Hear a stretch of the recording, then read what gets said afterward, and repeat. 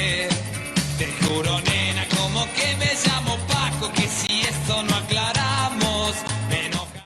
Las pizzas de Richard, sencillamente las mejores. Tenemos una gran variedad de sabores: carnes, pollo con champiñones, hawaiana, costillitas tropical. Además, disfruta de nuestros perros, hamburguesas, choripapas y mucho más.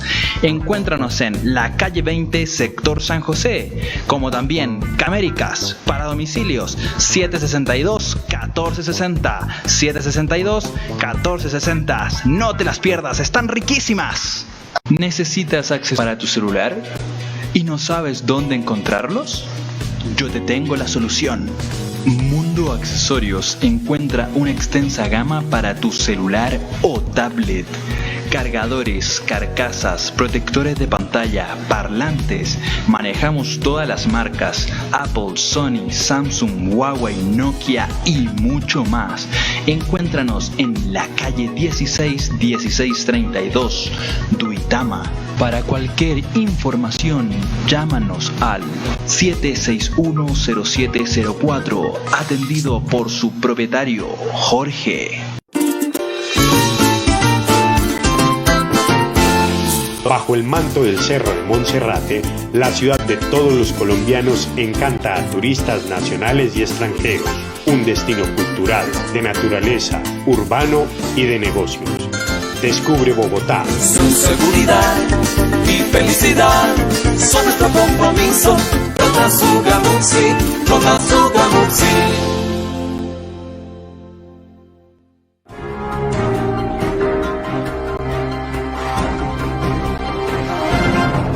Bueno, muy buenas noches, estimados televidentes del ente cívico de Teleimpacto Global. Estamos en vivo y en directo desde Duitama, Boyacá, Colombia, Sudamérica, llevando nuestro programa del ente cívico con la edición, producción de Juan David Sánchez González, allí en New Jersey, allí nomás, y con la dirección de este servidor y amigo de ustedes, Francisco Paco Sánchez Matamoros.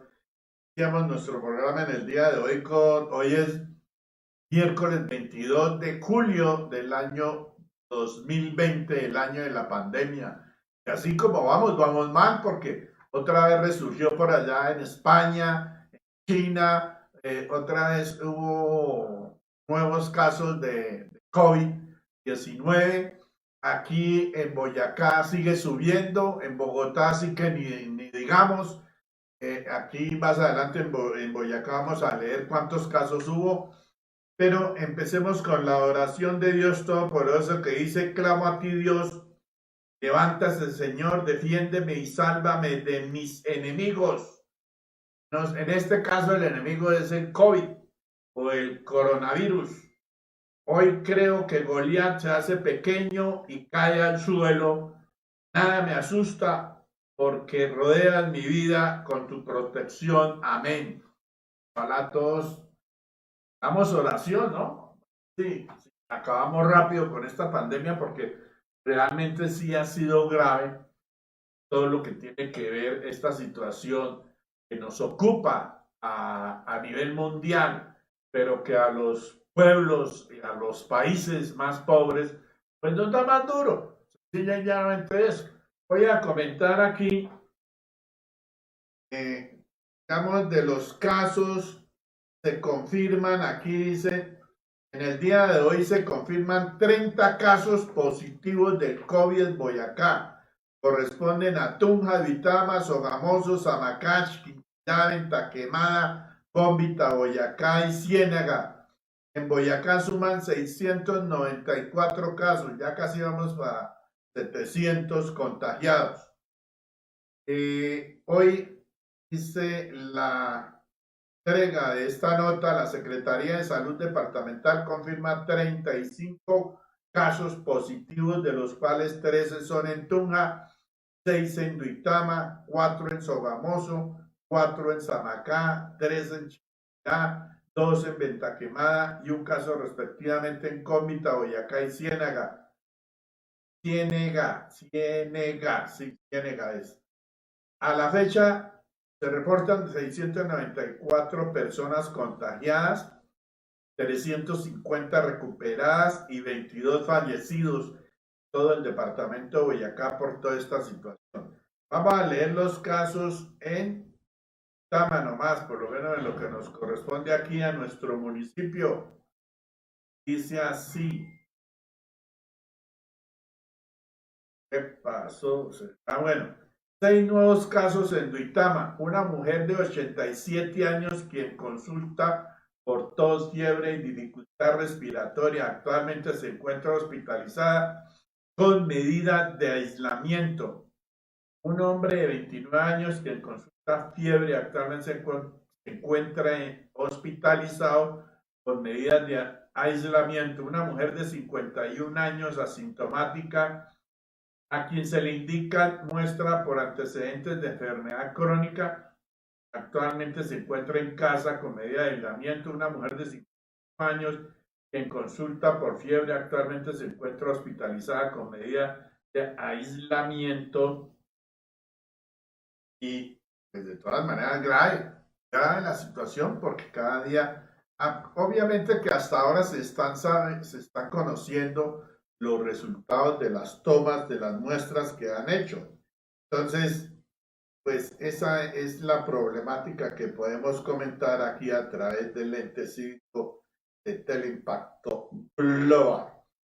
Bien, nosotros queremos comentar que estamos en la 39 Semana Internacional de la Cultura Bolivariana y de todas maneras estamos haciendo un conversatorio con Néstor Julio Sánchez Manco, quien es un periodista, historiador, presentador de eventos, presentador de eventos en los diferentes municipios del país, pero sobre todo aquí en Boyacá.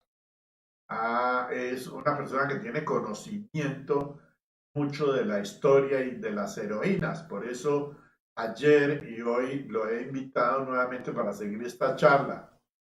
Para el 25 tendré un conversatorio igualmente con Fabio López Niño, quien fue el gestor de las Semanas Bolivarianas. Él fue el que empezó, creo, si no estoy mal, en el gobierno de Francisco Melo Becerra, el primer alcalde popular, y fue con él el que se empezó a realizar la Semana Bolivariana. Un desfile extraordinario. En esa época se desfiló aquí la Fuerza Aérea, la Marina de Guerra, el Ejército, la Policía, la FAC, la FARC, no, la FAC, todos estos miembros diplomáticos de los embajadores, se trajeron los embajadores de las 5 repúblicas de Ecuador, Perú, Bolivia, Colombia y Venezuela. Estuvieron aquí hospedados y se comenzó con unos conversatorios de la historia de Bolívar, de la gesta libertadora, de la independencia de las 5 repúblicas, toda esta historia que hay que repetirla por lo menos cada año aquí en Duitama, pues por eso se llama la 39 Semana Internacional de los Países Bolivarianos y sus países hermanos. Entonces, mi estimado Néstor Julio, muy buenas noches, ¿cómo está usted?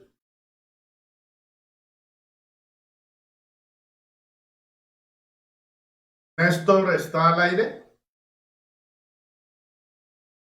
¿Qué pasaría con Néstor?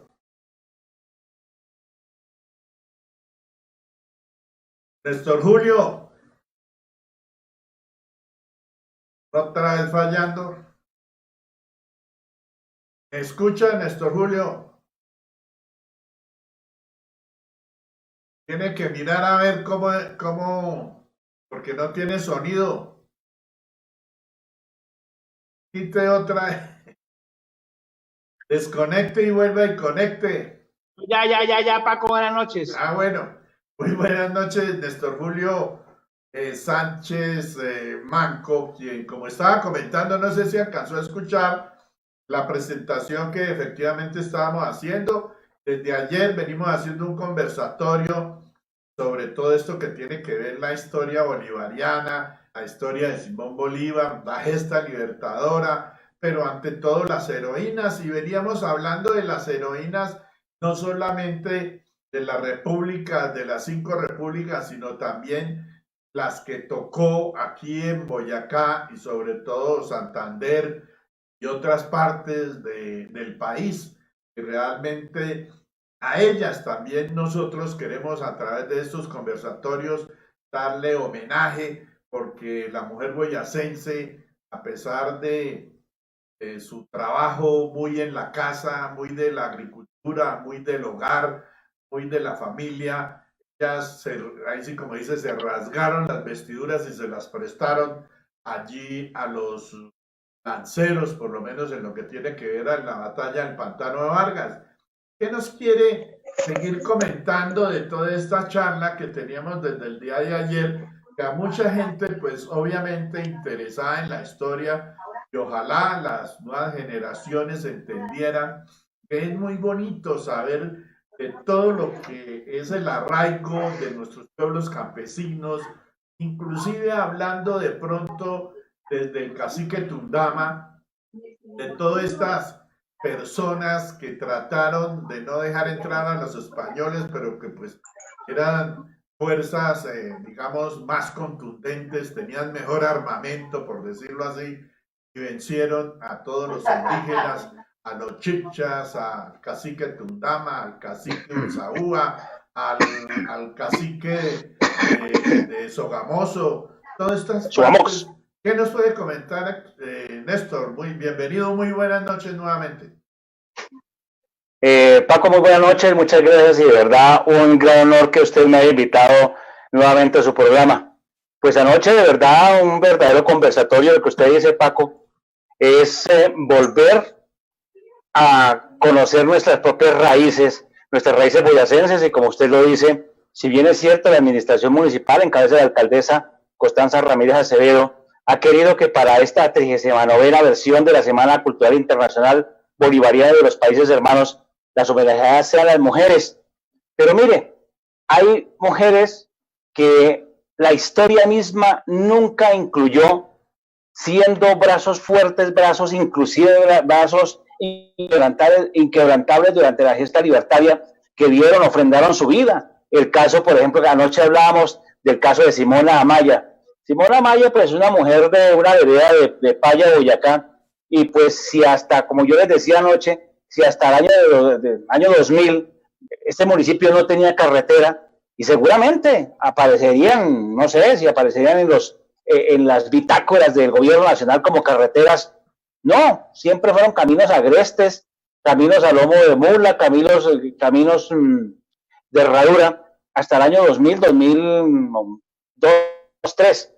Entonces, en ese tiempo era mucho más difícil. Pero mire esta mujer que se toma el 6 de junio de 1819, en lo que hablamos anoche, el reducto de San Carlos o Fuerte de San Fénix, que fue bautizado por los españoles, porque es que había un acantonamiento en esos municipios.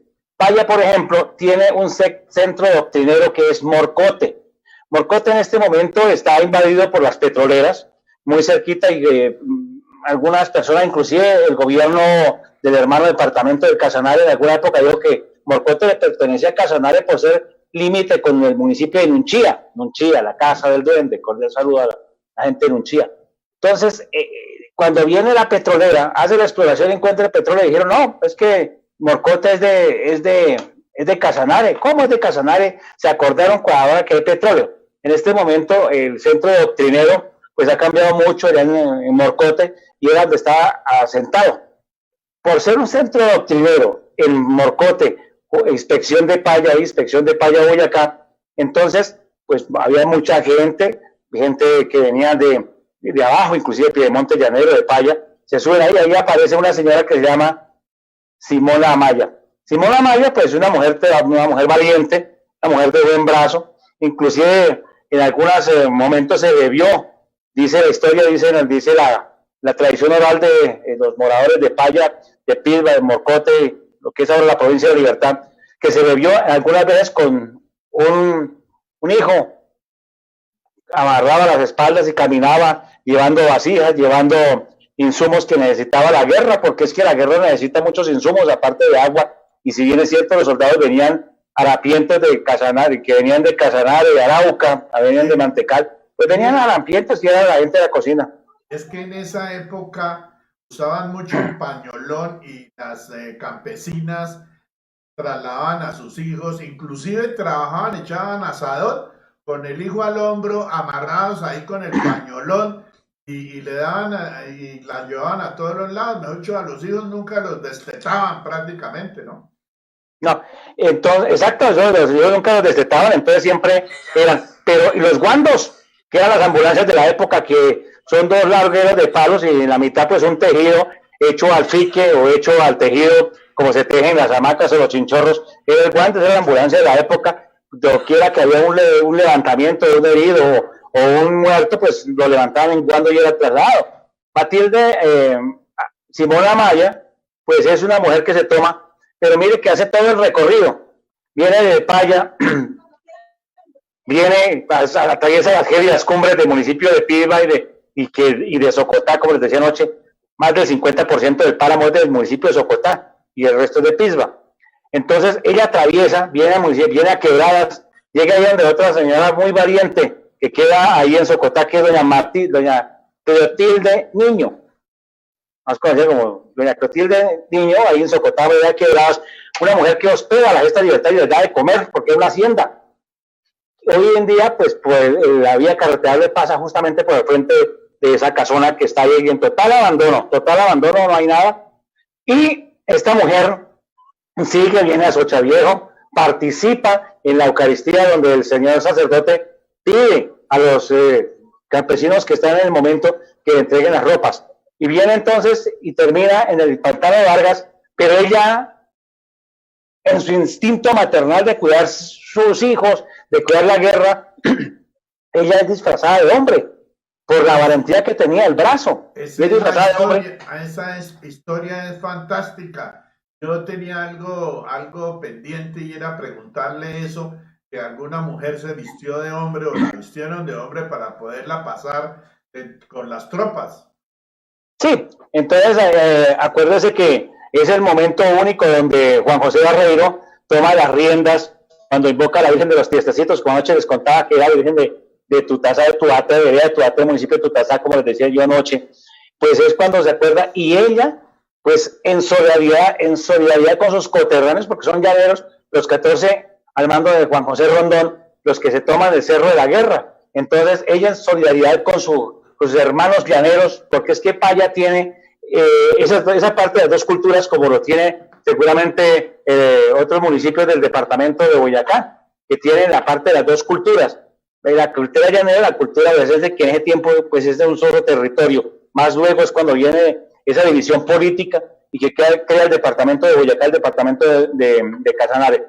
Entonces esa mujer viene y pierde la vida, pero ojalá, como decía en estos días el maestro Eduardo Malagón, ojalá nosotros no sigamos contando la historia de que ella perdió la vida, porque se dan cuenta cuando ella muere, la destapan y sobre su corpiño, sobre su pecho, encuentran los senos de una mujer y quedan aterrados porque es la mujer que más avanzada había hecho durante la guerra y con el pie al suelo, con el pie había avanzado más trecho, había utilizado más la garrucha, la vara, la lanza, que era un material traído del Casanare, que es el cubarro. El cubarro, que es una madera muy dura, parecida a la macana, y es la que empieza con sus fustas lanzas, empieza a hacer incisiones al ejército realista mediante unas lazadas que venían en la avanzada de la caballería del ejército patriota. Entonces ella muere, es víctima de una lanza y muere efectivamente en esa batalla del pantano de Vargas.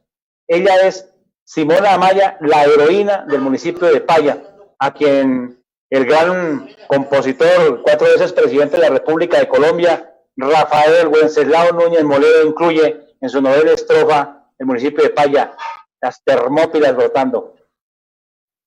Bien, de todas maneras, esa es una de las heroínas. Me comentaba otra de Matilde, creo que se llama. Matilde del Carmen Anaray Parra, una pastorcita de 13 años de edad de Socha.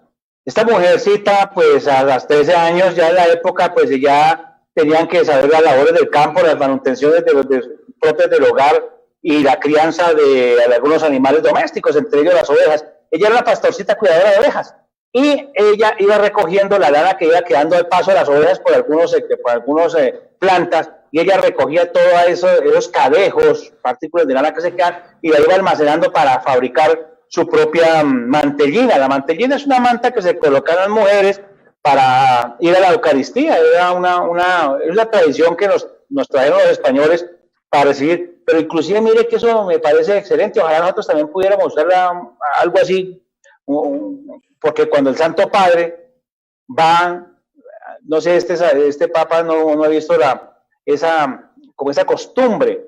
El anterior Papa, sí, las mujeres utilizaban una especie de velo para saludarlo, pero más bien es una especie como de sumisión, como una especie como un atuendo, una túnica de fe, más que una obligatoriedad. No, es un acto simbólico de fe, y por eso se colocaba la mantellina. Ella es la primera mujer cuando el sacerdote da la orden ahí en el municipio de Socha, hoy Socha Viejo, porque se derrumbó la nodriza de la Libertad. Se derrumba esa parte y acaba con el pueblo. Entonces ella es la primera que se quita su mantellina y se la entrega al sacerdote. Los demás que están ahí entregan pañolones, entregan sombreros, ruanas, alpargatas que eran utilizadas en la época, que eran de fique, con algunos amarres que eran hechos en cuero, imitando las coyundas, que son las coyundas son unas sogas en cuero fabricadas que se utilizan para lazar los cuernos de la vaca que dan a yugo, del vacuno que dan a yugo para el arado, las coyundas. Entonces, unas coyundas pequeñitas que se colocaban en los zapatos, y ya las alpargatas. Y es Matilde del Carmen Analay Parra, la niña que abriga la gesta libertadora. Por eso Socha es la nodriza de la libertad. Pero Socha tiene un regalo actualmente. Por ejemplo, cuando vaya a Paco, tenga la oportunidad de usted ver su capilla en los Sochas, cordial saludo a todos los paisanos de Socha. Es la única iglesia que todavía preserva en su campanario una campana hecha aquí en inmediaciones de Punta Larga por María Cristancho. María Cristancho es una mujer que viene de España y fabrica las campanas a la usanza. Para hacer ese tañido se utilizaba la amalgama entre el estaño y el cobre para que sonara. Pero esta tiene una gran particularidad, la de Socha, que tiene una aleación de plata. Es la única en el mundo, no hay otra igual. Socha es la única que tiene ese tañido que le adicionaron plata, y está la firma de María Cristancho. María Cristancho se acantonó aquí en el sector de Punta Larga. Por eso en alguna época vinieron los antioqueños y grabaron un comercial que se llamaba Ron Viejo de Caldas, lo hizo Juan Cristancho. Entonces lo hicieron ahí con la misma tradición. Es más, hay una sola familia actualmente hoy grabando este programa, Paco, un solo hombre ahí en el sector abajo de Punta Larga, en el sector antes del colegio Suazapagua, que todavía funde el material con leña. Se funde con leña, y un solo hombre puede hacer un vertimiento de material líquido de hasta de 1 tonelada. Entonces eran campanas de gran peso, y por eso Socha tiene ese gran patrimonio en su campanario. Bien, sí, señor. Ya hablábamos también de Bogotá, que creo que hay otra heroína ahí que ayudó mucho, y no, hasta Tunja, ¿no? Tengo entendido. Bueno, eso sí es de la señora Juana Velasco de Gallo. Doña Juana Velasco de Gallo, ella es oriunda de Tópaga, los cachangones. Hace poquito se hizo el festival de la cachanga, los cachangones. Doña Juana Velasco, pues, obviamente, ya se estaba hablando, desde 1810 se estaba hablando ya al interior de los colombianos, es decir, colombianos hoy, sobre una revolución, pero ella se va muy temprano, ya sale de su Tópaga y va a Bogotá. En Bogotá, pues, contrae nupcias, pero ella se devuelve otra vez a su tierra, pero ya viene con algún abolengo español por alguna de sus amistades, por sus amistades y por su casamiento, y viene y se instala en Tunja, doña Juana Velasco de Gallo. Y cuando está por el sector de hoy La Hinojosa, en una de sus haciendas, de sus fincas, cuando escucha el paso del libertador Simón Bolívar, porque era una mujer que escuchaba mucho a los corredores que traían noticias, viene y le da 2 hijos a la gesta libertadora, y también ilustra y también lleva a Libertador en Tunja, a la hoy, donde está hoy el Club Boyacá. Ahí se hace una gran ceremonia y ahí se le hace un ofrecimiento al Libertador Simón Bolívar. Doña Juana Velasco de Gallo, sí señor. Y de Tunja, ¿qué podemos hablar? Que también Tunja debió tener su espectacularidad, digamos, la ayuda con el Libertador frente a la mujer, ¿no? Además que Tunja era una ciudad aristocrática, ¿no? Por supuesto, Paco. Hay una mujer que se llama Clara Tocarroncho. Clara Tocarroncho es de Tunja, pero ella nació en Cómbita. Cómbita es también la tierra del compositor de nuestro himno del departamento de Boyacá, el doctor Pedro Medina Avendaño. De Cómbita, Boyacá, esta heroína pues también forma parte de un conglomerado de mujeres a los cuales, por tener esa cercanía, porque había, como decíamos anoche, habían criollos vestidos de españoles y esas mezclas que se hacían, ella forma parte también de ese conglomerado de mujeres de los cuales le trazan el camino para que el Libertador siga avanzando. Pero aparece doña Marcelina Largo de Camacho también, que es de Tunja, que es una educadora, es una mujer que dicta sus clases a los niños, doña Marcelina Largo de Camacho, y está en un colegio que llamaba Colegio La Merced. Entonces, en esa época, ilustrar a los niños, les dan clases, y estas dos mujeres son las que de alguna manera empiezan a estudiar la estrategia para que pasara el Libertador Simón Bolívar, porque justamente cerca al río Teatinos estaban acantonados toda la guardia, la vanguardia, la retaguardia del ejército que comandaba el ejército español. Ellos de alguna manera son los que empiezan a trazar la ruta del paso por el Alto de San Lázaro. Entonces ellos tenían todo el estudio de la topografía de Tunja. Entonces, ellas son las primeras que empiezan a trazar la ruta de la Libertador. Mire, hay otra cuestión. Yo me salté de todas maneras porque creo que podríamos hablar también de Casilda Zafra, que vivía allí en Santa Rosa de Viterbo, y también de Duitama. ¿Tuvo alguna mujer representativa, digamos, en esa gesta libertadora? Sí, hay una mujer que muy seguramente que era Juana Plazas, pero ella es de Sogamoso, madre de un gran general que tuvo Juana Plazas.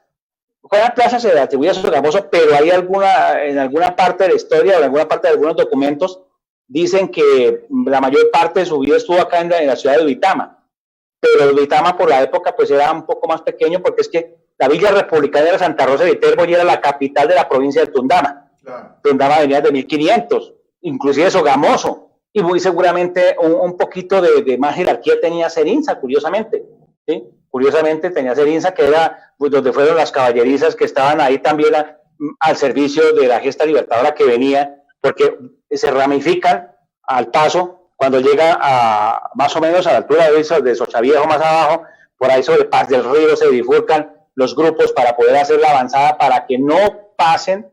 Ya habían ganado el terreno, que vienen por las gélidas cumbres de Pisba, y ya no podían darle esa oportunidad al ejército español de que se confrontaran. Entonces abren la guardia, la retaguardia, la entrada y la salida al mando de Anzoátegui, que era el primero que venía adelante, al mando un gran pensador, mientras Páez se había quedado atrás en la retaguardia, el León de Apure, un venezolano, se ha quedado en la retaguardia pues observando que ninguno se quedara. Entonces ahí en ese paso en Serinza, pues es donde aparece el gran hijo de Serinza, Boyacá, hoy Belén, veré a la oración, Pedro Pascasio Martínez, el símbolo de la honestidad y la transparencia que tenemos los colombianos, que tenemos nuestra raza. No hay otro. Lastimosamente el gobierno también desde la época le ofreció una pensión vitalicia de 100 pesos, asunto que nunca le ha llegado a nadie, ni le llegará, ni asuntos por el cual. Pero sí, claro, entonces doña Juana Plazas, es posible que sea de Duitama, es posible, pero ella se le atribuye más de Sogamoso, fue madre de un coronel Chaparro Plazas. Entonces, por lo Chaparro, entonces parece que estuvo por esta región del Tundama. Sí, porque los Plazas son de Sogamoso, ¿no? Sí, señor. Mire, hay otra cuestión, y no hablaba usted de Escobar, algo que Miguel Ángel también tenía algún ancestro ahí trabajando, alguna mujer. Sí, ella es oriunda del municipio de Tópaga, Juana Escobar, pero volvemos otra vez a la estrategia militar. En los corrales de Gamesa, hoy municipio de Corrales, municipio Luz de Colombia además, están ahí las caballerizas, están los pastizales, todavía es una tierra muy fértil, claro que hacia arriba, hacia Busbanzá, pues hay un poco de parte desértica, pero es una tierra productiva. Entonces ahí están los mejores pastos para las caballerías que traen y que le siguen llegando a Simón Bolívar. Y cuando en la batalla de Puente de Reyes, que es justo donde está ahora la vía carretera hacia arriba, ahí está el verdadero paso en el Peñón de las Águilas, ahí está. Entonces Juana Escobar vive muchísimo más arriba de ese sector, hacia arriba, hacia las veredas de Inimicía, hacia arriba. Venía esta muchacha que se levantaba a las 2 de la mañana y empezaba a caminar recogiendo la leña para que llegara a los corrales de Gamesa, que hoy municipio de Corrales, donde estaba acantonado primero que toda la caballería, segundo los parafreneros o los auxiliares, y tercero algunas partes de algunos enfermos que venían ya, y por el clima y por asuntos de obligado, estaban mucho mejor en Corrales, aunque Tasco se considera que es el primer hospital que tiene la caballería, la gesta libertadora. Pero entonces ahí está esa muchacha, ella se convierte y dentro del ejército español, pues es admirada porque es una mujer muy dinámica, es una mujer, una morena muy activa, y era admirada entre otras cosas, y ella se gana la confianza, y ella iba mirando quiénes estaban en el camino, quiénes eran custodios del camino del ejército realista, y ella es la que lleva la información a Corrales y también devuelve al grupo que estaba entronizado en el municipio de Gamesa, al mando del general Juan José Reyes Patria.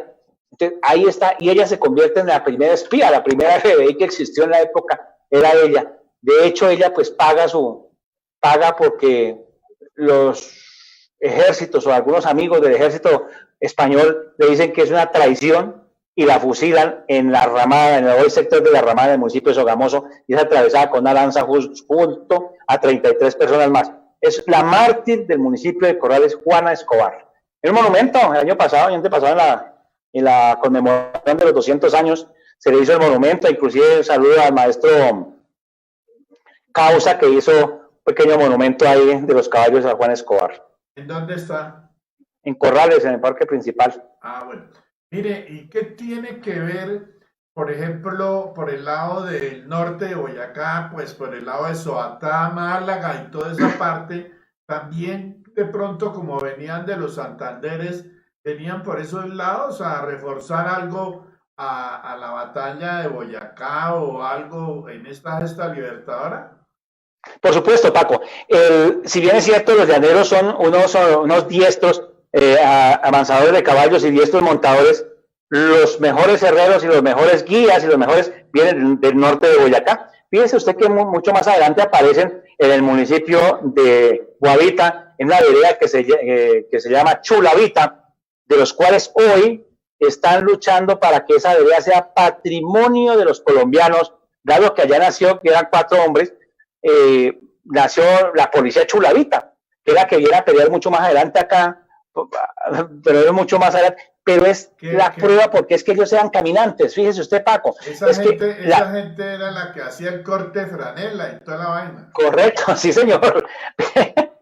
Sí señor, claro, y tenían, y mire que eso es una cosa nata, porque es que ellos eran caminantes, porque es que mire, Paco, ellos vienen desde Cúcuta, ellos vienen por el lado de Mogotes y aparecen los famosos zurruneros. ¿Quiénes eran los zurruneros? Eran unos caminantes a pata limpia que cargaban con unos pretales, unas cintas tejidas en fique, con unos zurrones, es decir, unos ¿cómo se llama? Unos talegos hechos en cuero donde traían la miel. De allá para acá, de los Santanderes, venían hacia estos lados a traer la miel y de aquí para allá llevaban sal, llevaban otros productos como papa y otras cosas.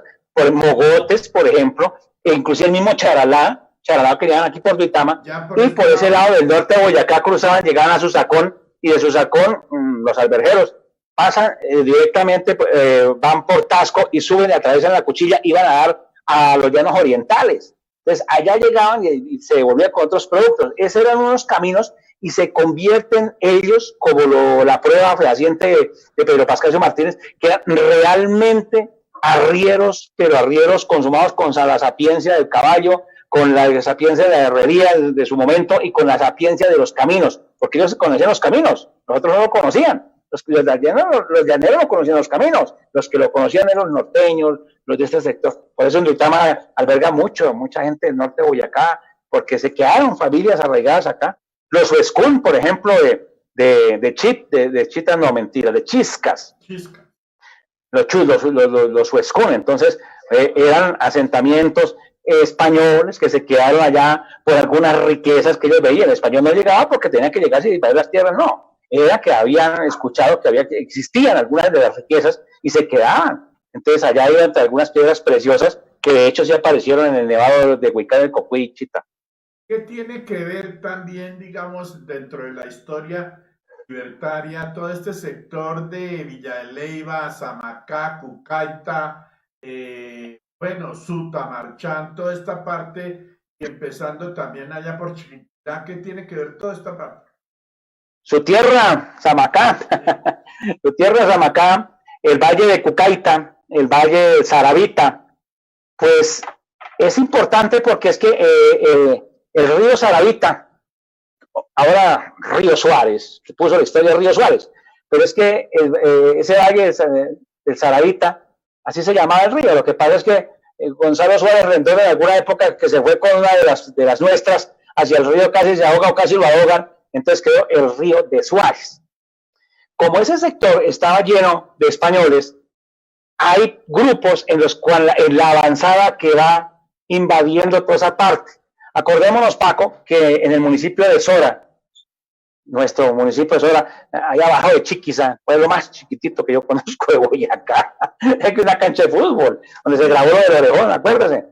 En el municipio de Sora vivía un gran pintor, Antonio de Narváez, que fue el que pintó el cuadro de Nuestra Señora de Chiquinquirá.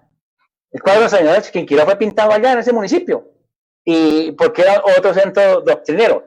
Entonces, ¿qué hace esta gesta libertada? No era cruzar y llegar a Bogotá, no. Estaban expandidos en líneas horizontales, recogiendo e invadiendo cuanto español olía de España, lo iban acabando. Es que la historia dice que es que la batalla de Paya, la batalla de Puente Reyes, la batalla aquí del Pantano de Vargas, pero es que habían confrontamientos, habían persecuciones, y en eso el nuestro era tenía mucha sabiduría, era muy sabio. Entonces, en el municipio de Sora, allá hay españoles, vamos con ellos, y los esperaban de noche, de día, les salían de los caminos, y los iban acabando, eso iban acabando, y hasta luego. Entonces, ahí en el municipio de Sora, se hace hoy por hoy, cordial saludo a la gente de Sora, y su patrono, San Agatón.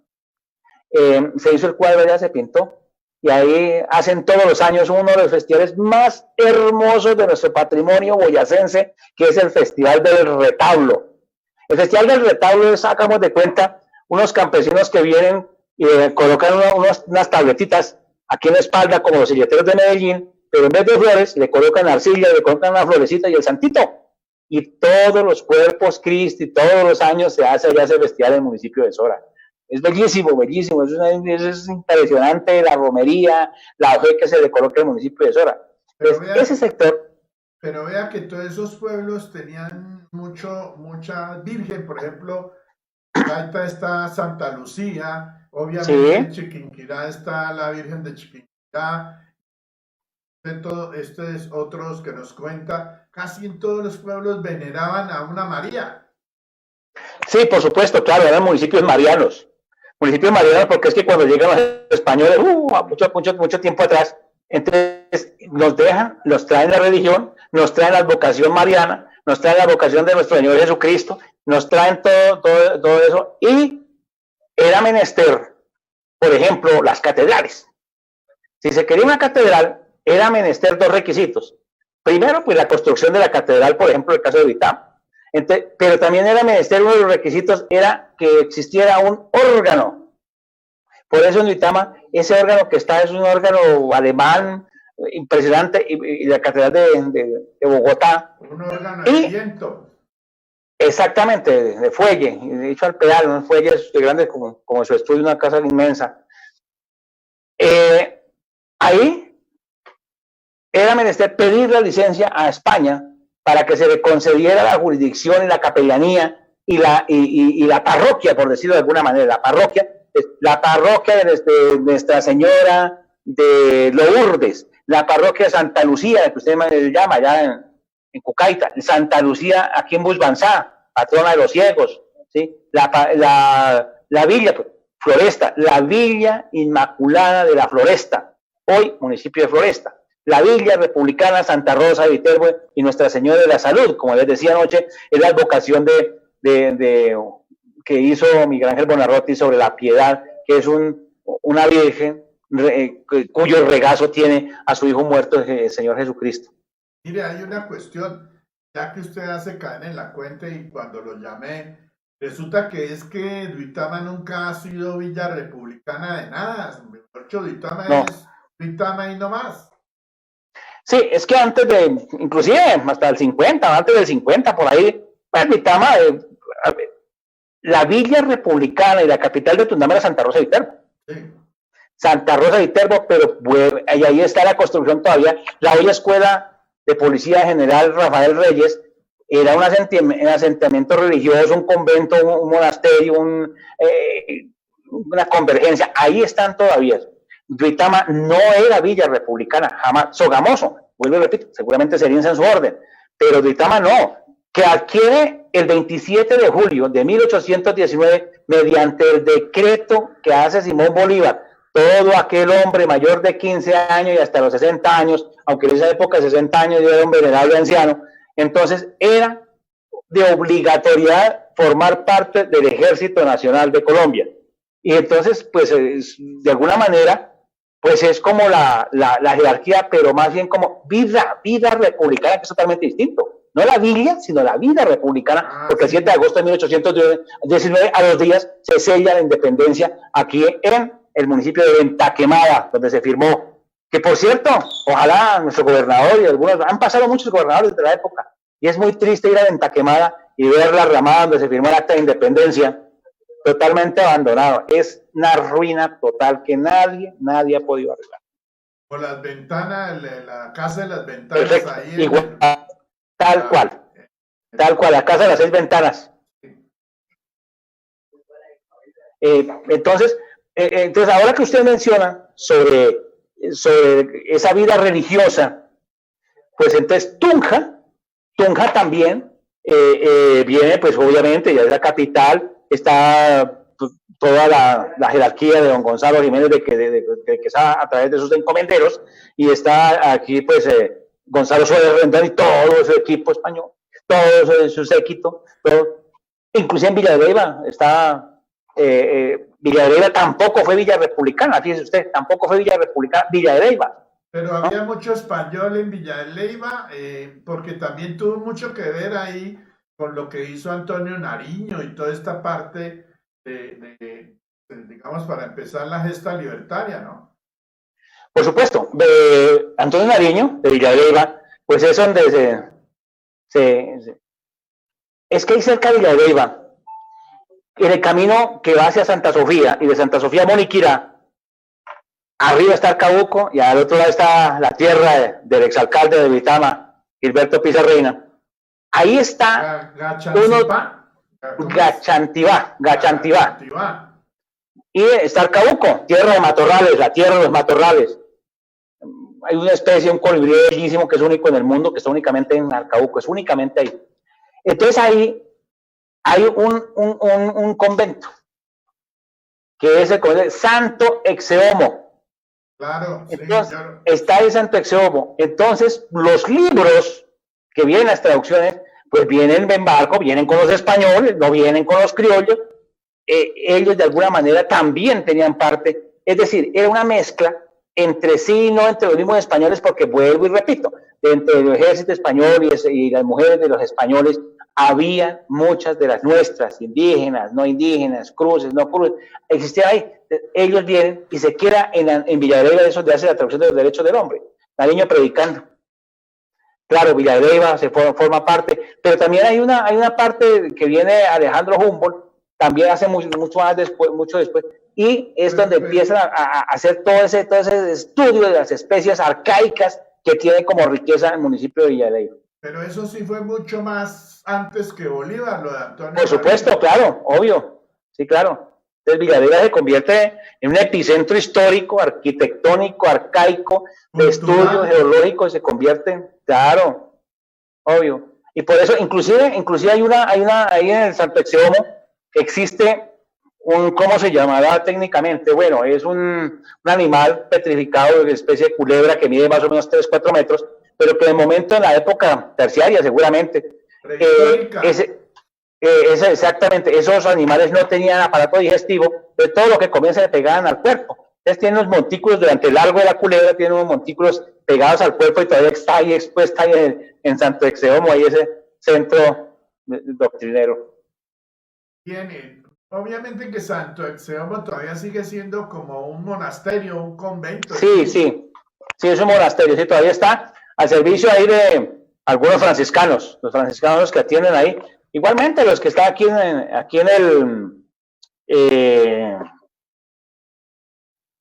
en Ráquira. Y en Soapá también no hay otro centro misionero ahí, ¿no? Claro, por supuesto, ahí inclusive vienen. Pero mire que todo eso le sirve mucho a la educación. Soatá, por ejemplo, la tierra de Caño, Leonidas, Peñuela, uno de los históricos, por decirlo, de unos poetas, sacerdote, que empieza a escribir lo que es toda esa cultura de ese valle. Anoche yo les balbuceaba rápidamente, porque era el cierre del programa, de un hombre que dominó toda esa parte hasta Socorro Santander con las tabacaleras, porque fueron emporios económicos que nosotros tuvimos, que era el tabaco. Entonces, como se cultivaba mucho, viene la Philip Morris y la compra para acabarla, porque ya se acabó. Entonces se acabó el cultivo del tabaco, se acabó la comercialización de la miel, se acabó la comercialización de muchos productos. El fique, claro, por supuesto, que era la materia prima para una empresa grande que hubo en Colombia, que no va a volver a ver, que inclusive llevaban todas las hojas para Francia, para la marina, la flota mercante gran colombiana, las marinas, los buques llevaban unas guayas, unos lazos que tejían en las bebidas del Fonse, valga la cuña, que nunca más volvieron a hacer. Sí, de eso hacían los costales para el trigo y la cebada, toda esa parte, ¿no? Sí, claro, sí, señor. Entonces, y las bebidas del Fonse eran telares manuales, pero que daba trabajo a mucha gente. Entonces, ahí vuelvo y repito, Caño Leonidas Peñuela, que ya viene, narra la historia de algunas mujeres, de algunos hombres también, que formaron parte de la gesta libertadora como arrieros, como cocineros, cocineras, porque eran unas zonas muy productivas y tenían el producto distinto a la yuca, el plátano que tenían los casanareños. Aquí tenías el trigo, la cebada, el maíz, el mismo tabaco. También existía la otoba que traían de Huicán, que era una especie de grasa natural que utilizaban para muchas cosas, para los pospartos, para muchas cosas que se utilizaba, para el reumatismo, para todo, la caraña, los recién nacidos, en fin, eso era un comercio que se exportaba inclusive. Ya aparece un hombre que llama el conde de Cuchicute, en Socorro Santander, un hombre que pidió que cuando se muriera lo enterraran de pie, y después hubo un hombre aquí que tomó la misma idea, que fue Gaitán. Antes de morir, pues le había dicho que él quería que lo enterraran de pie. Entonces Jorge Eliezer Gaitán también fue ese peleado, como lo hizo este conde de Cuchicute, el hombre que dominó todo el tabaco en Colombia y era originario de ese sector de García Rovira y de nuestro norte de Boyacá. Bueno, ¿qué se sabe? Digamos, yo sé, pues de todas maneras, como mucho antes, yo creo que en esa gesta libertadora todo, la cocina se hacía a través de la leña, porque no creo, o sí habría carbón para hacer, no, digamos, esa cocción o ese trabajo de cocinar los alimentos. No, leña. Eso era todo un tratado de la leña. Las personas que se vinculan a las huestes libertarias que vienen del norte eran unos versados en la leña. eran como llaman ahora, ochavadas, como dicen los cuchareros aquí en Santana. Saludos para Santana.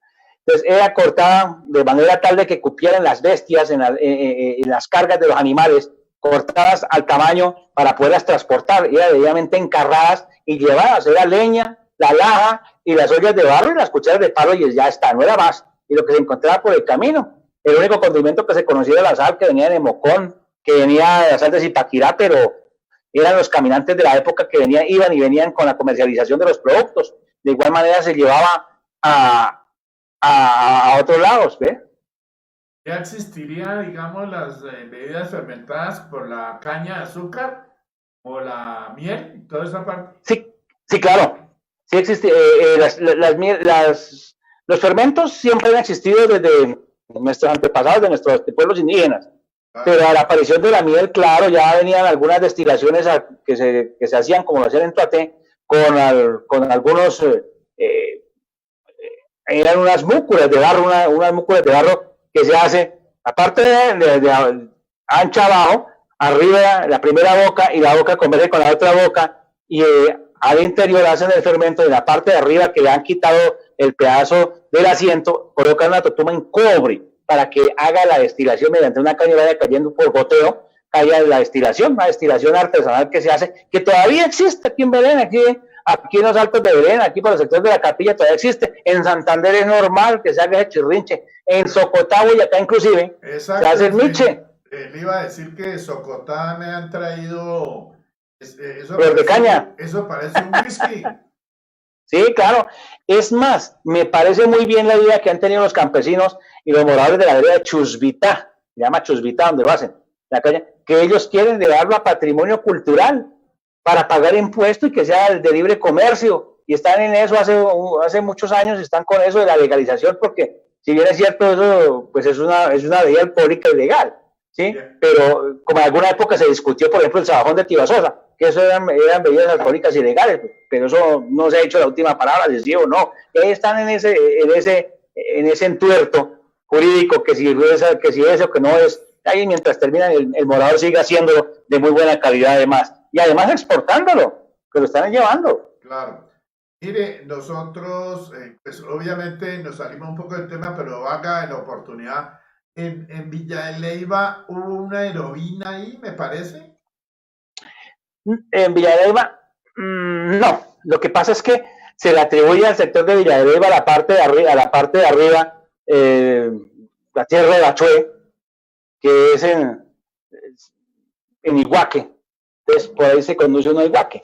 Lo que pasa es que ahí está, se supone, pues, para nuestra cultura muisca, nuestra cultura indígena, está pues todo el tratado de Bachué.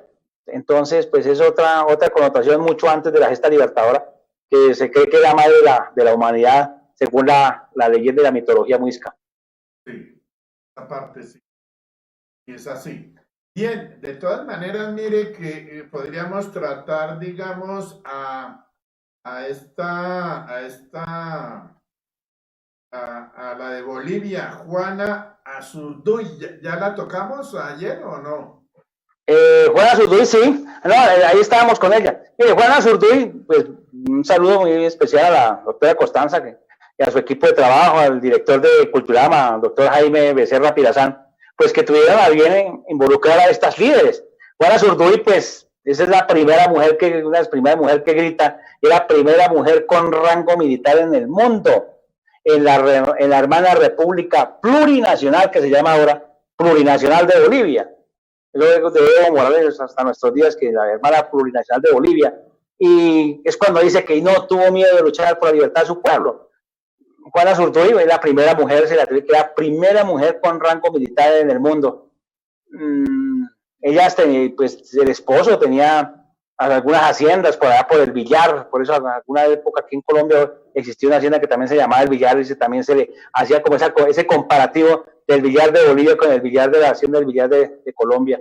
Pero bien, fue una mujer que le solicitó al gobierno que le devolvía los bienes. Cuando ella queda... Pero ella era de buena familia. ¿Qué tuvo que ver con Bolívar? Lo que pasa es que lo que ocurre es que como estaba ese tren emancipador con Bolívar cuando él baja al Ecuador y llega a Bolivia, pues ya se escuchaba hablar, pero es que la que realmente hacía todo eso y la mentora era la libertadora de Libertador, Manuelita Sáenz. Sí. Pues como Manuelita Sáenz pertenece a un rango más o menos social estable y bueno, pues claro, entonces conoce a doña Juana Zurduy, y doña Juana Zurduy, pues no, una boliviana de un municipio mediano, no podría llegar a golpear las puertas para que fuera nombrada como generala, que fue lo que llegó allá, no, tenía que tener algún rango y tenía que tener algún poder como lo tenía, claro, los hijos inclusive murieron allá. Ella estaba embarazada cuando ella estaba viuda, cuando ella se viuda y embarazada cuando le tuvo que guerrear y tuvo que peleársela también. También es un comparativo entre Juana Zurduy y nuestra Simón Amaya. Simón Amaya porque era la sargento que la ascienden cuando muere, y Juana Zurduy de Bolivia porque es la primera con rango militar en el mundo. Y además la foto se ve muy bonita ella, ¿no? Muy española, claro. Sí. Bien, estamos ahora con Venezuela, con Josefa Camelo. Doña Ignacia. ¿Qué hizo y qué es Josefa Camelo, mi estimado Néstor? Bueno, doña Ignacia, más conocida de Josefa Venancia de la Encarnación Camejo. Josefa Venancia de la Encarnación Camejo, doña Ignacia. Bueno, ella se viene, ¿qué es lo particular de esta mujer? Está en Venezuela, escucha el tema de su coterráneo y su paisano Simón Bolívar, y ella se viene de Venezuela para Bogotá. Ella se viene para Bogotá a reforzar, y se encuentra con que Manuelita Sáenz, pues también es una mujer que lidera, y es una mujer que viene. Mire que hay un aeropuerto allá en Venezuela que se llama Aeropuerto Internacional Josefa Camejo. Por eso, por la vicisitud que ella tuvo en sus caminos de venir desde Venezuela hasta Colombia a formar parte de ese ideario, a darle fuerza al Libertador Simón Bolívar y a su grupo, inclusive a su semipaisano, el general Francisco de Paula Santander, que era nacido aquí en Cúcuta y en la Villa del Rosario. Bien, mire, hay una situación y, por ejemplo, referente a cuando, no sé si fue en Tunja y no sé si lo tocamos ayer, que fue que Manuelita fue que salvó ahí en Tunja al Libertador, ahí fue donde dicen que pescó esa tos que prácticamente lo llevó al sepulcro. Bueno, es posible. Hay muchos episodios, vuelvo a repetir, hay muchos episodios de los cuales sí hay un episodio en los cuales sí, claro, se le hace uno de los primeros atentados que le hacen a Simón Bolívar, pero lo que ocurre es que Simón Bolívar, pues por sus múltiples viajes, inclusive acuérdese que ya había ido a París, ya había vuelto, ya había hecho, pero es que subirse a un caballo a lomo de unas, seguramente una de las mejores, ¿cómo se llama?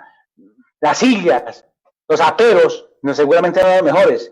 Las inclemencias del tiempo, acuérdese que una de las enfermedades, cuando él muere, eran como 23 o 30 enfermedades que él tenía, entre ellos una enfermedad como una especie de cirrosis, pero que no era por el aguardiente ni por el bebida que tomaba, sino por unos microorganismos que se daban cuando se fecundaban en los cueros de las sillas que él montaba. Entonces, la tos y todas esas cosas, pues eran los cambios de clima, eran las hambrunas que tenían que pasar y se le bajaba de los pulmones.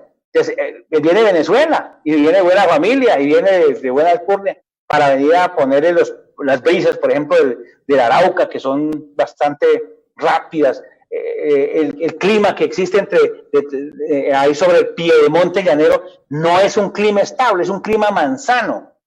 Y ese olor a cada región que va pasando, pues obviamente los pulmones tienen que dañarse. Pero cuando se hace el primer atentado, pues bueno, que la tos y que tenía una especie de tosferina, pues seguramente sí, pero ese episodio, pues fue uno de los tantos que le pasaron a él. De todas maneras, en Bolívar creo que comenzó a hacer, digamos, esa parte de zafarse de los españoles porque fue que le despojaron sus tierras por no pagar impuestos, ¿no? Sí, claro. Los españoles, claro, es que los españoles, cuando llegan los españoles aquí, es que Colombia, Colombia es Colombia.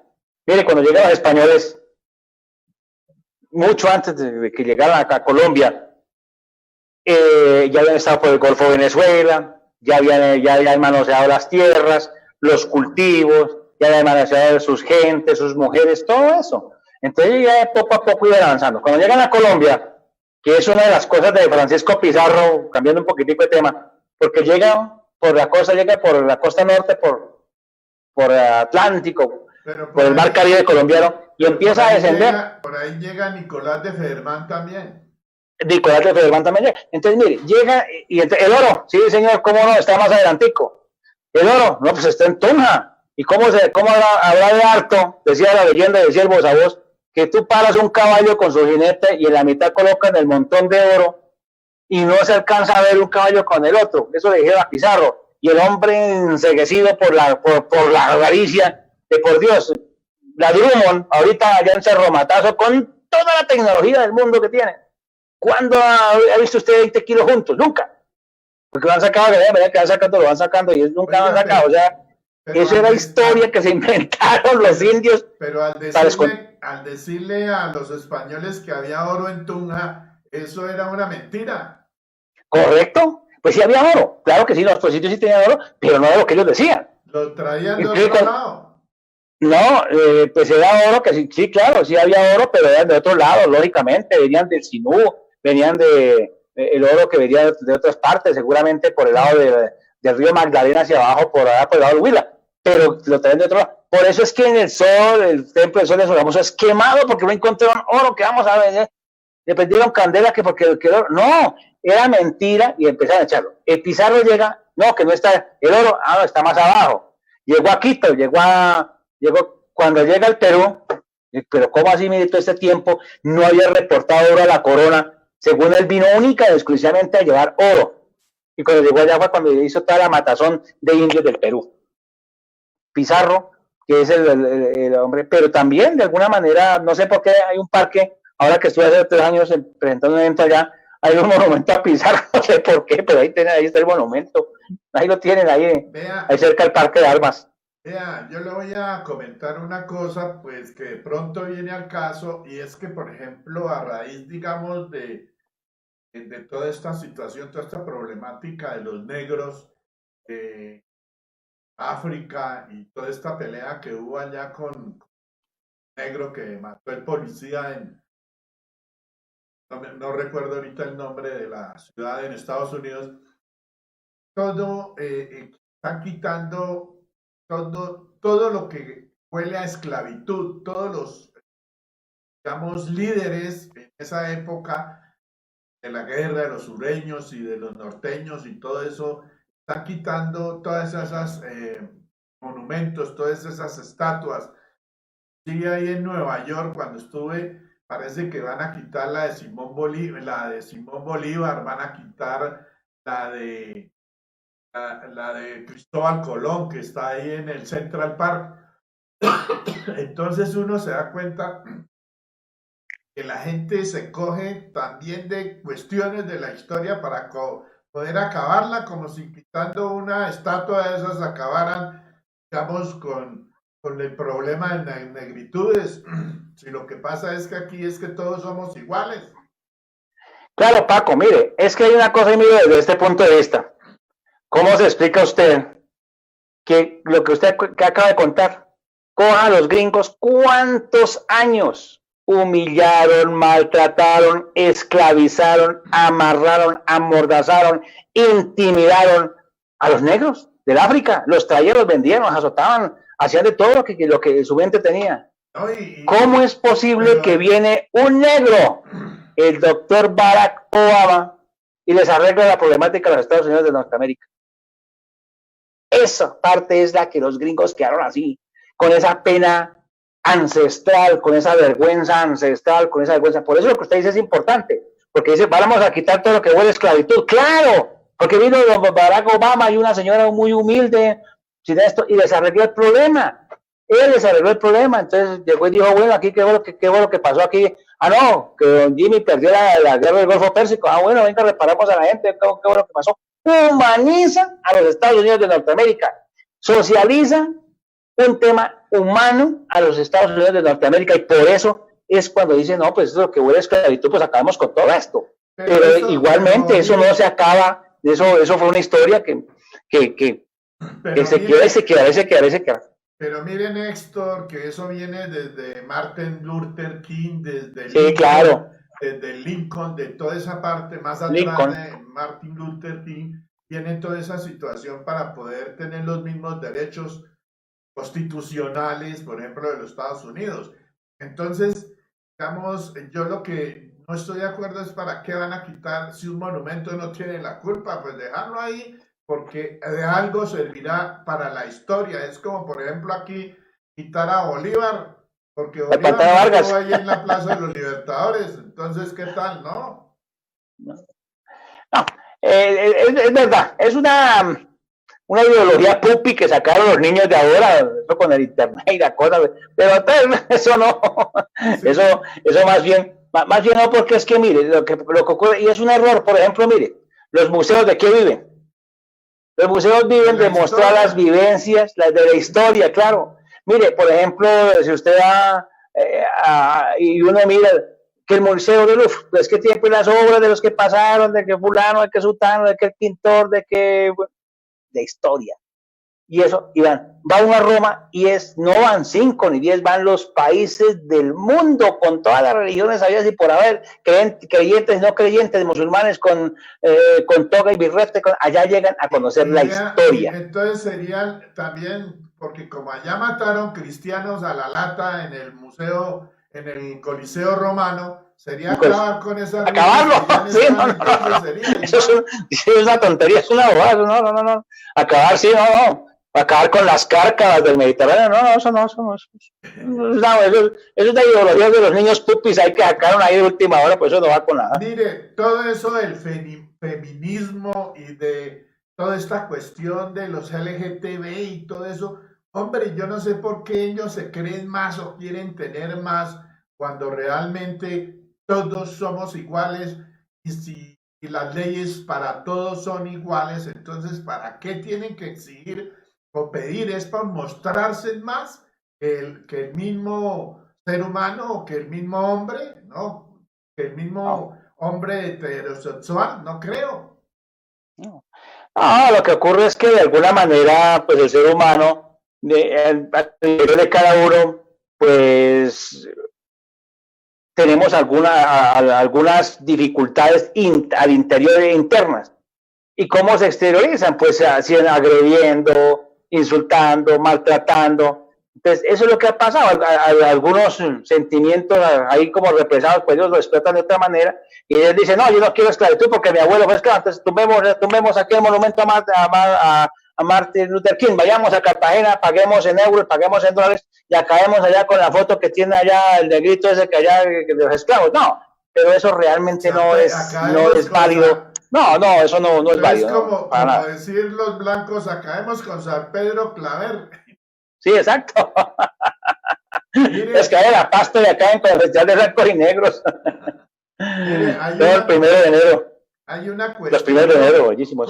¿Cómo viene usted observando todo este evento de la semana, de la 39 Semana Bolivariana? ¿Cómo particularmente viene observando, digamos, desde la inauguración, desde el lanzamiento mismo, la gente que ha dicho si se están apostando a mirar y a observar los diferentes expositores, o si han invitado a los colegios a que aprovechen, digamos, estos días para que vean a los expositores, vean a los cuentistas, vean a los músicos, vean toda esta parte que se genera la 39 Semana por internet?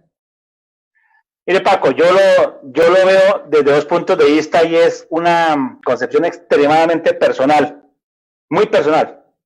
Mire, esta semana, para mí, la 39ª versión de la Semana Internacional de la Cultura Bolivariana de los Países Hermanos, 92º aniversario. Bueno, tiene una connotación más humana que otros años, más consciente de otros años. En los otros años había que, sí, exposición al parque, salida de los artistas, muestra de los artistas, pero ojo, usted, por ejemplo, Paco, que ha sido muy juicioso con el periodismo del Tundama, en sus haberes, ¿es posible que tenga una danza del 2015 que se haya presentado a Culturama? No. Seguramente en Culturama no sé si exista, ojalá exista. En el archivo de Vitama, ojalá exista todo ese patrimonio. Pero esta vez, por primera vez, marca ese hito que todo es virtual y muy seguramente esas memorias se van a guardar para enseñarlas, para mostrárselas al mundo. Porque en ese tiempo, bueno, que vino Pedrolito que cobra 60, 70 millones de pesos, 80 millones, y lo paraban y cantaba y tocaba y todos íbamos al unísono, aguardientito, whiskycito y toda esa cosa, pero no le decíamos nada al mundo. Nada. Ahora le estamos diciendo al mundo a través de la virtualidad, Paco, a través de su canal que lo están viendo en los Estados Unidos. Entonces, señora Lancy, aquí se está comprometiendo la persona con lo que tiene. Entonces, el pintor Ernesto Cárdenas, pues ¿de dónde lo conoce? Pues en Colombia, pero en Nueva York, claro, pero ya esta generación, la generación del Internet, la última generación, no saben, no conocen nuestro patrimonio, y ha sido el momento único, irrepetible seguramente, ojalá, demostrar lo que tenemos. Yo he visto muy bien, por ejemplo, los productores, yo he visto muy bien lo que han hecho, el trabajo audiovisual que han hecho es espectacular. Mirad ahora, ojalá, estábamos mirando que vamos ahorita entre cordilleras del Valle de Vitama, cumple 10 años, mire, 10 años, y usted va a ver, Paco, ese trabajo que hacen los niños, los jóvenes, las niñas, y no es porque el niño dice yo quiero ser bailarín, no, fueron, miraron y les gustó y se quedaron, y eso nunca se había contado, hasta ahora se está contando, 10 años después. Y los pintores, hombre, que es que mira que hay una muchacha que ella empezó chitita tocando el clarinete y mira dónde va, que es profesor universitario, otro que vive en Francia, otro en París, eso no se ha contado nunca, jamás se había contado, hasta ahora se está contando, hasta ahora lo estamos exteriorizando. Entonces me parece muy bien y excelente. Pues bueno, las obras de pintura, pues hombre, justamente la sala Ernesto Cárdenas Arriaño, pues estará ahí en buen reposo y con algunas obras, algunos connotados maestros a la espera de las cámaras de televisión y de cine. Bien, perfecto. Mire, ya vamos llegando al final del programa. De todas maneras, le quiero decir que nos saluda Jenicita Parada Corredor. El Belandia, felicitaciones, excelente disertación, Néstor Julio, Francisco Mancipe, amigo periodista Néstor Sánchez, por esta disertación y su recopilación de toda esa valiosa información de la historia libertaria de nuestro flagelado país. Gracias, maestro. Dice el maestro Francisco Mancipe. Gracias, Paco, por su aporte a esta Semana Internacional Bolivariana de la Cultura de Duitama 2020. Don Fernando García, saludos con Néstor. Don Néstor, digo. Dice Juan María Sanabria Peña, buen programa. Don Paco Albaluz González Martínez, sí la conoce, ¿no? Felicitaciones, sí, apreciado Néstor, gran historiador. Saludos. De todas maneras, miren esto, pues yo le agradezco, déjeme comentarle que la alcaldesa ya, pues como toda esta gente, digamos, de economías, aquí están juiciosas a que ya se hagan los protocolos, y por eso la alcaldía está pidiendo la convocatoria, plan piloto de apertura de restaurantes. Entonces las inscripciones empezaban hoy, yo ya lo había puesto en el Facebook, y van hasta el 24 de julio para poder abrir. Tienen que hacer los pilotos para poder abrir los restaurantes.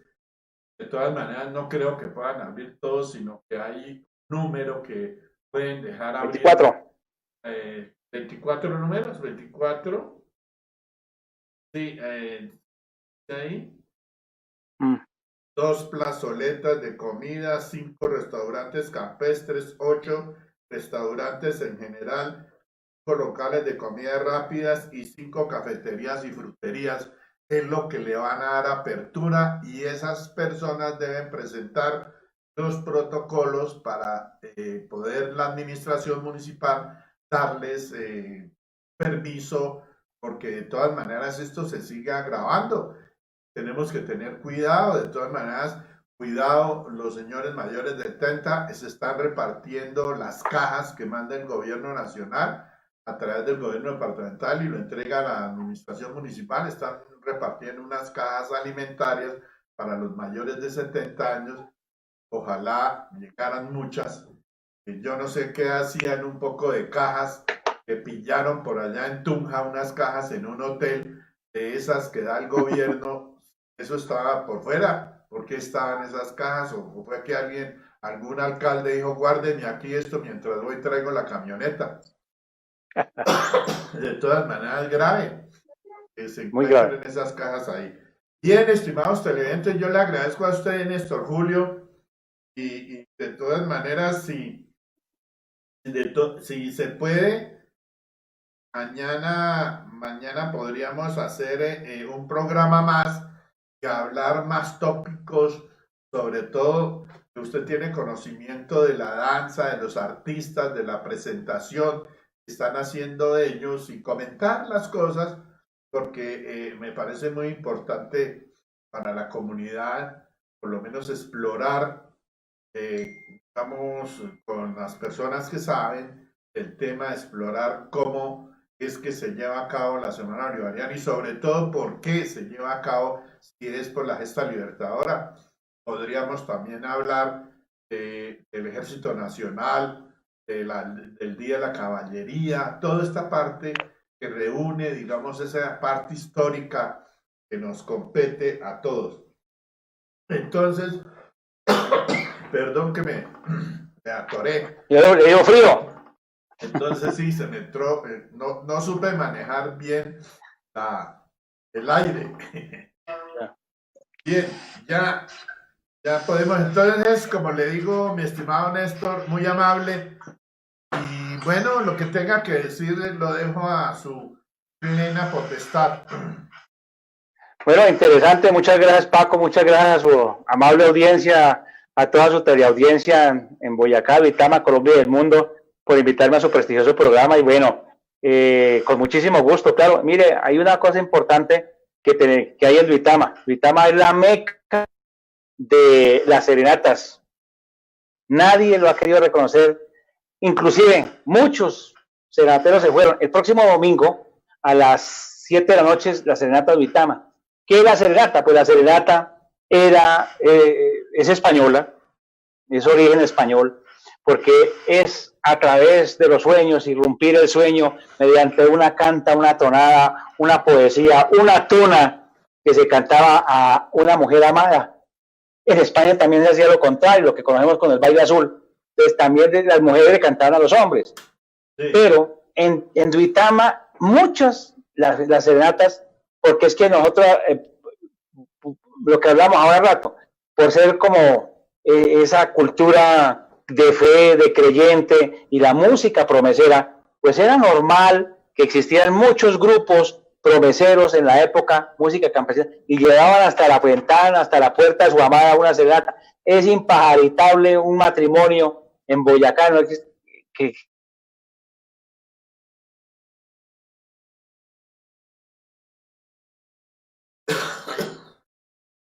de Santa Rosa de Viterbo, pero fue en Duitama donde ellos hicieron. Don Borja Granados, que en paz descanse, pues, creador de la banda, que la banda, yo le preguntaba al maestro Juan Francisco Mancipe Núñez, la historia de la banda de Duitama lleva más desde 1800 y más, una banda muy antiquísima, donde han desfilado verdaderos baluartes de los bronces, de las percusiones, bueno, en todas las fiestas nuestras, las fiestas religiosas, las fiestas patronales, siempre estaba una banda de músicos, siempre había, y la serenata infaltable la serenata, los Mancipe también, bueno, Zavala y Barrera también, En paz descanse el maestro Elio Roberto Zavala Suárez. Miguelito, cordial saludo a su distinguida familia, al secretario también, muchas gracias. Y de igual manera, ellos hacían, y esa cultura es muy de nosotros. Si usted va a otra parte, no fue acá. Y por eso, alguna vez, por ejemplo, en su tierra, Samacá, que es donde nació Coltejer, sí. Fue en Samacá, eso no fue allá en Las Palmas, fue aquí en Samacá, aquí haciendo, por eso era el paño Samacá, nuestras abuelas. Los telares ahora, de Samacá. Los telares todavía, porque ahí estaba el agua, cerca de Bogotá, estaba el agua, estaba la materia prima, estaba el carbón para mover los telares, etcétera, etcétera, etcétera. Ahí también hacen las ferrerías. Yo recuerdo que ahí nosotros teníamos ahí en Samacá, al lado de la carretera, la casa paterna, se llamaba La Lucerna. Bombita. Y era la casa y yo veía pasar todos esos camiones grandes de 800 en esa época, cargados hasta el tope de algodón que lo traían de Córdoba. Sí, sí señor, el algodón traía de Córdoba, inclusive las primeras muestras de ese algodón, el algodón que venía del Tolima, todo ese valle antiguo del Tolima Grande, el Saldaña, que hoy también compromete el municipio del Huila, también venían y aquí llegaban. Entonces la música era nuestra también, aquí en Duitama, aquí en Boyacá fue donde también nació, que en Antioquia, bueno, apareció después un programa que estuvo aquí en Duitama también, de hecho muy bueno. Por ejemplo, ver esas serenatas en el municipio de Jardín es bellísimo, pero uno dice, no, allá porque allá eran otro tema, pero aquí en Boyacá fue donde nació la serenata, eso hay que, algún día usted tiene que decirlo, los historiadores tienen que decirlo algún día. Bien, perfecto, mi estimado Néstor, gracias, digamos, por darnos conocimiento de toda esta historia, idea que usted sabe mucho, y por esa razón, pues yo lo he invitado ayer, hoy, y de pronto mañana podríamos hablar de todos estos temas que nos conlleva la historia y sobre todo desde la gesta libertadora y desde antes, inclusive. Claro. Podemos hablar de Cacique Tundama, del Cacique Unzaúa, de todos esos ancestros nuestros. Nosotros somos muy chipchas, por eso yo creo que duramos harto. Nosotros somos la muestra artesanal de todos ustedes. Claro, mire Paco, que es que, mire lo que usted dice es muy cierto, mire, ojalá, mire, en esta pandemia que nos tocó, ojalá nosotros volcamos al principio, que es donde está la razón del ser, el cultivo que se vuelva el cultivo, la artesanía que se vuelva a la artesanía. Mire, un día de estos, que haya tiempito, aquí en San Antonio Norte existía una familia que con arraigos a Santander, con arraigos de aquí de Socotá, Boyacá, que hacían las tapias pisadas. Eso desapareció, la cultura desapareció. Las casas que se hicieron en Duitama, la tapia pisada, esa cultura, aún existe una sola familia y están en Socotá, la verdad del Morro, don Javiercito Moreno, todavía. Entonces, eso es un tratado que ojalá los arquitectos y toda la sociedad de arquitectos y el Ministerio de Cultura y Patrimonio, de toda esa cosa, algún día se escriba ese tratado de cómo se hacían las tapias pisadas. Y en Duitama se hicieron muchas, inclusive el antiguo, ese fondo que usted tiene allá, tercer piso, ¿cómo se llama? El edificio administrativo, fue hecho en tapia pisada por gente de Duitama, de San Antonio Norte, aquí en su Villa de las Manzanas. Se llama la Villa de Manzana. Claro que ahora la Villa de Manzana es otro municipio que se llama Nuevo Colón, antes pueblo de Chiribí. No, y de todas maneras, si uno va por allá, por Belén, por esos, uno ve todavía, están construyendo tapia pisada para dividir los pastos. O las fincas. Las fincas, exacto, sí. Bien, mi estimado Néstor, muy amable, muy gentil, a ustedes, estimados. Muchas gracias. Estimados televidentes, muy amables, que mi Dios nos bendiga y nos perdone. Muy buenas noches.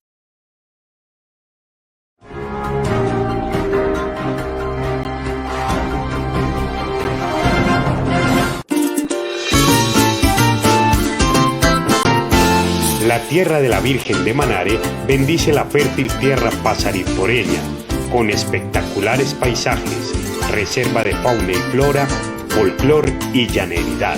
Descubre Patria y Foro Casanare. Su seguridad y felicidad son nuestro compromiso. Toda su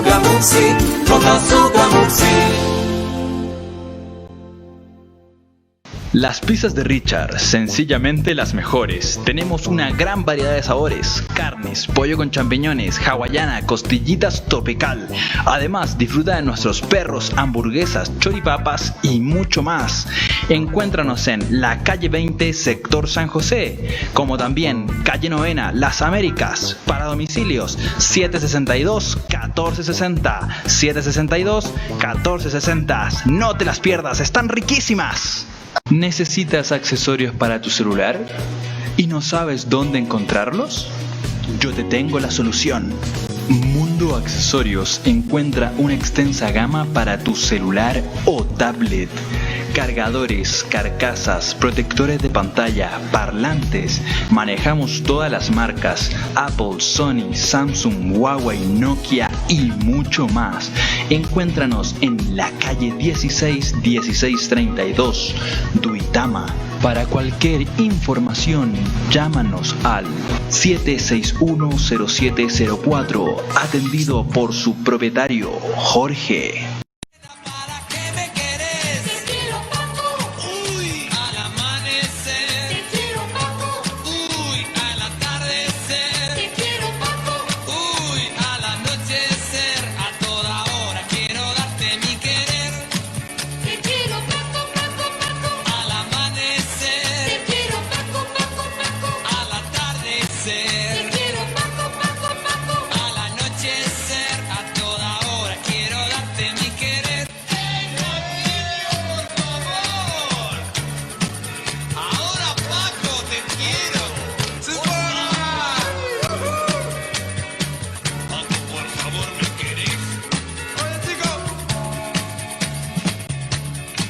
¿Qué pasa, nena? Que si viene algún amigo, vos dejás de hablar conmigo.